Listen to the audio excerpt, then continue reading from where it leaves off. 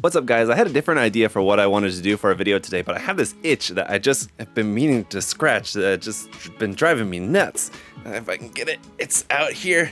I've had an itch to build some Maschinen Krieger. I haven't built any for a while, and I thought that this would be a good opportunity to take a look at the Fliege, which I'm sure I'm mispronouncing, but this is the 120 scale kit here from Wave, a recent release, so let's go ahead and take a look at it here for today's video. Right, so looking at the box art here, beautiful illustration work from Koyokoyama-san as always. I guess if we take a look up here, reading the Japanese would probably be helpful. It's Fliege. So Fliege, I guess, is how we can pronounce this, but this is the 120 scale kit here. And yeah, gotta love that artwork, complete with the mustached old man there as the pilot, which you can see through the window there on the front. This is in the typical size box here, kind of smaller size box, complete with some nice finished photos here on the side of a painted sample.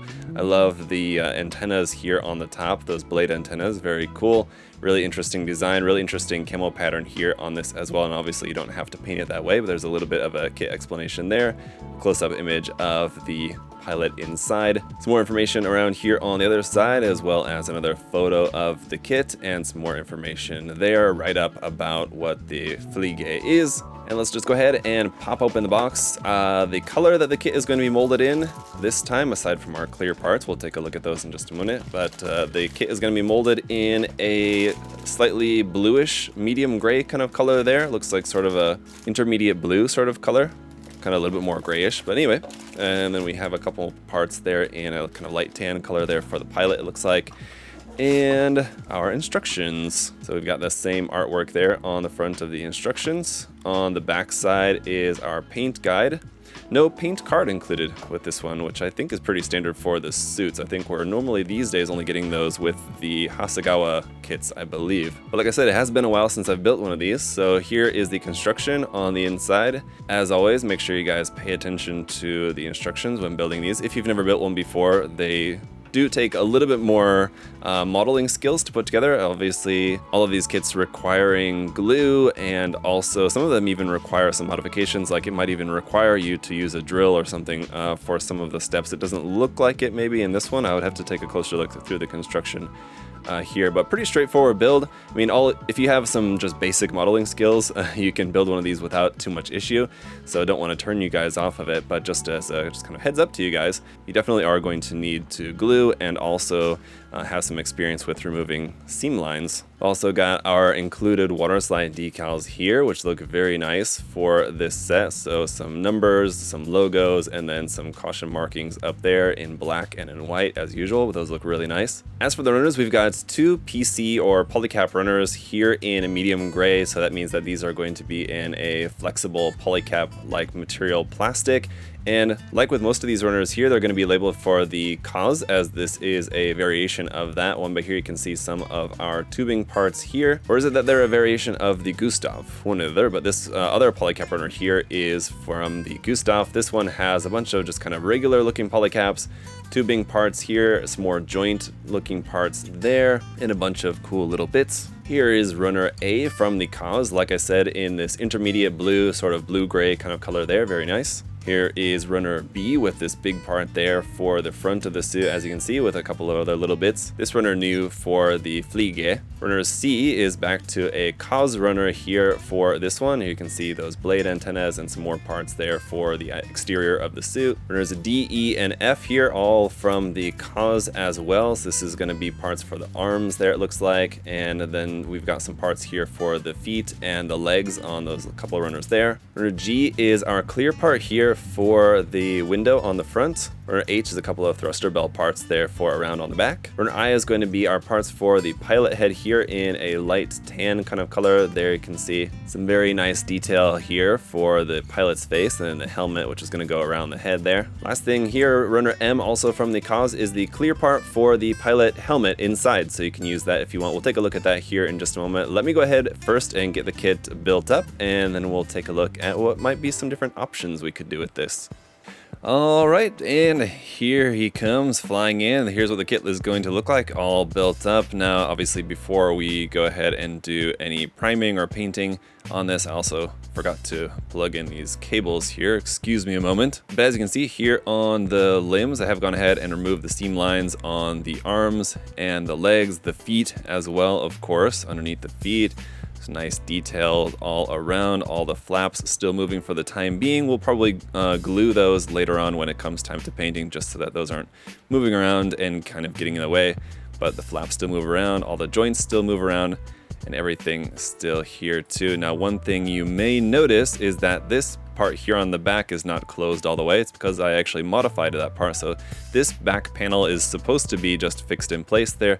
There's actually 3 pegs on each side of that just kind of hold it in place. It's kind of secured in place by the 2 halves, like the 2 big main halves of like the back part of the chassis. Is chassis the right word for it that you could use for this? I'm not sure if that's correct, but it seemed like a perfect opportunity to modify this hatch to make it open. So I did basically by just leaving the bottom 2 pegs intact and then the middle and top pegs, cutting those off so that this can basically just open up like this.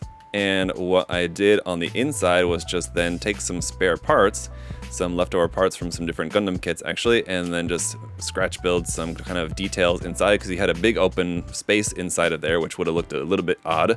So I just slapped a few pieces together here to make somewhat interesting looking internal details in there. Ultimately, it's just going to be painted in like a dark gray, so it doesn't really need to be anything like too fancy. It's not like a part of the kit that I'm planning on like showing off necessarily, but I do plan on having this back panel opened up here like that so that you can see that in there. And then I'm planning on having this front part also opened up. Now it doesn't stay opened up at the moment, so this is something that will have to be glued. So I want to have this back panel opened and this front panel open here like this as well. And we'll have our pilot figure inside there like that. Now you can open up the whole front of the, again, I don't think chassis is the right word, but this whole front part of the armor, you can open that up, but the detail inside doesn't look right, because how it's designed, it's made to look like his arms are actually going into here. So if you have this whole front part, the arms are connected to the front part. If you have that opened up, it just looks kind of weird. So you would have to do a whole lot more scratch building. I don't think that there's any garage kit for the inner details of this suit, so probably you would have to just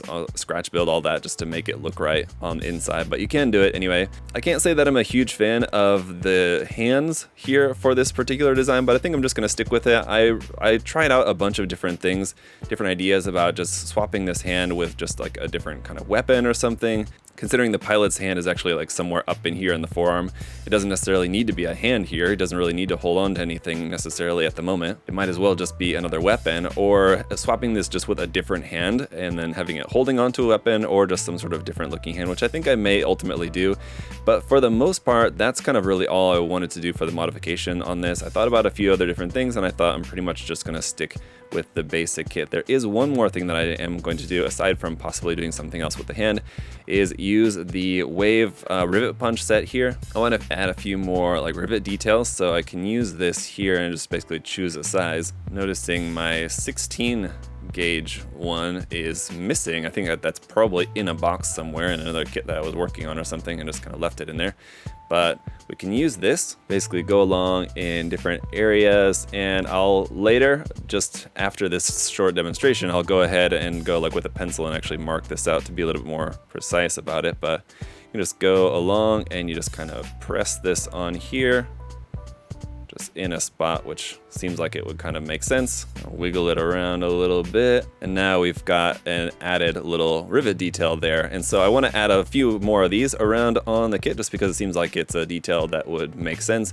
In a lot of these big armor panel areas, you have some detail spots here and there, but like for example this one here around the kind of window, there's no details around here on this at all, and I think it would make sense to maybe just have like a couple of rivets or whatever. I'm not sure, again, if rivets is the correct word, but anyway, add a couple of details there around the window. Something as similar like this I think will look nice, so I'm gonna do that, and it basically will be ready to paint. So that's it for this video, guys. Just wanted to show you the kit, and it's a very cool kit indeed. I'm looking forward to working on this one. I'll come back and show you guys what it's going to look like once it's all painted up and then mounted onto a base. I'm just planning, I think, on just having it kind of like flying in space sort of pose here for the ultimate pose of this one, because I've got to say, not really a fan of this particular pose. The legs just look very stumpy and awkward, just kind of like right next to each other here like this. Looks a bit strange for me. I think it looks a bit more dynamic, having it more kind of spread out and looking like it's floating in space or flying or whatever. So I think that's what I'm gonna ultimately do here with mine. Anyway guys, yeah, cool kit. Definitely check it out. If you guys want to check out some more mecha models, paints, tools, and supplies, you can check the link in the video description to USA Gundam Store right down there